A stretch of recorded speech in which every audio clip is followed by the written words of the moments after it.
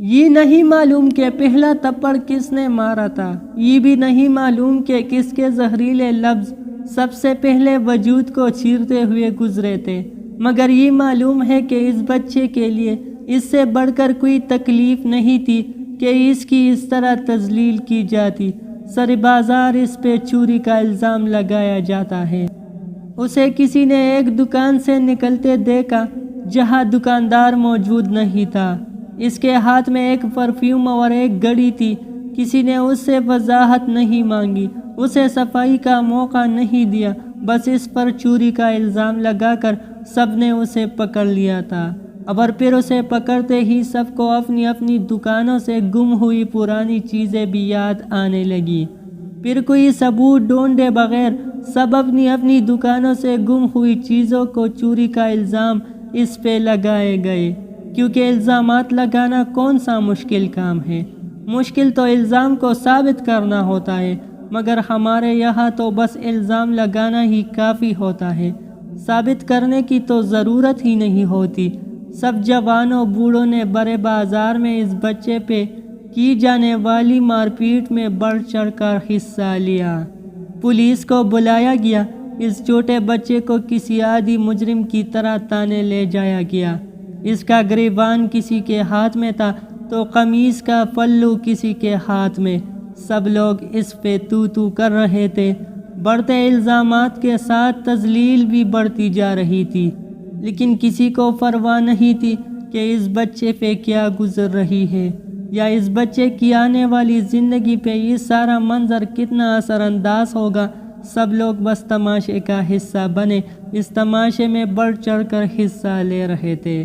بچے کا باپ تانے آیا تو ایک ایک الزام لگانے والے کو اس کے ہر قسم نقصان کا ازالہ کرنے کا وعدہ کرنا گیا۔ کوئی ثبوت نہیں مانگا، بس ان سے جان چھڑانے کی کوشش کی۔ سب کی منت کر کے ان لوگوں سے اور پولیس سے جان چھڑا کر سر جھکائے بیٹے کو ساتھ لے گیا۔ تماشا ختم ہوا تو سب نے اپنے گھر کی راہ لی۔ سب کے سینے تنے ہوئے تھے، سر فخر سے بلند تھے کہ ہم نے ایک عظیم کارنامہ سر انجام دیا ہے۔ دن گزرا، شام ڈلی اور سب اپنے اپنے بستر پر چین کی نیند سو گئے، لیکن وہ بچہ جس کی بڑے بازار میں تذلیل کی گئی، جسے سریعام زد و کوب کیا گیا، اس کے بارے میں کون سوچتا؟ جب سب لوگ پہاڑ سے سر بلند کیے جا رہے تھے تو وہاں سے سر شرم سے جھکا کر جانے والے کی پرواہ کیسی تھی؟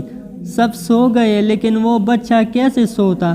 اسے معلوم تھا کہ یہ تذلیل اب ساری عمر سہنی ہوگی، یہ داغ ہمیشہ ماتھے کا کلنک بنا رہے گا۔ میرے ماں باپ میری وجہ سے سب سے نظریں چراتے پھریں گے۔ بستر پہ کروٹے لیتا وہ بچہ کیسے سو جاتا؟ وہ لمبی رات اس بچے نے کس تکلیف میں گزاری ہوگی، اس کا اندازہ کیسے کرے کوئی؟ صبح ماں ناشتے پہ بلاتی ہے، لیکن بچہ ناشتے کی ضرورت سے آگے بڑھ چکا ہے۔ وہ ناشتہ کرنے کے بجائے گھر سے باہر نکل جاتا ہے۔ ماں آوازیں دیتی ہوئے پیچھے آتی ہے۔ بچہ دریا کے پل پہ چڑھ جاتا ہے۔ ماں آوازیں دے رہی ہے، مگر بچے کو اپنے جسم پر لگی کالک دھونی ہے۔ وہ پل سے دریا پہ چھلانگ لگاتے ہوئے پلٹ کر ماں کی طرف دیکھتا ہے، الوداعی ہاتھ ہلاتا ہے، اور اس سے زیادہ اسے مہلت ہی نہیں ملتی۔ اس کا جسم دریا کے ٹھنڈی پانی میں ڈوبتا چلا جاتا ہے۔ ماں چیختی ہوئی بیٹے کی طرف بھاگتی ہے۔ اس کا بیٹا اس کی آنکھوں کے سامنے جان کی بازی ہار رہا ہے، اسے دیکھ کر ہاتھ ہلا رہا ہے، مگر وہ اسے بچا نہیں سکتی۔ اس کے بیٹے تک پہنچنے سے پہلے ہی دریا کی تیز موجیں بچے کے جسم کو کہیں سے کہیں پہنچا دیتی ہے۔ سب بچے کے بے جان لاش کو ڈھونڈنے میں مگن ہے، اور کسی کو خبر نہیں کہ بچے کے تکیے کے نیچے اپنی بہن کے نام ایک چھوٹا سا پیغام درج ہے: sorry my sister, I love you. یہ کوئی فرضی قصہ نہیں، کوئی افسانہ نہیں، چند دن پہلے پیش آنے والا ایک سچا واقعہ ہے۔